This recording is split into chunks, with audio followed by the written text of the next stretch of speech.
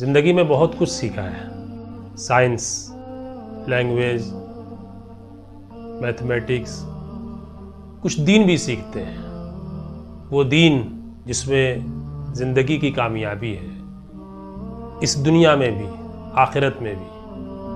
कुछ वक्त इसके लिए भी फारिग करते हैं।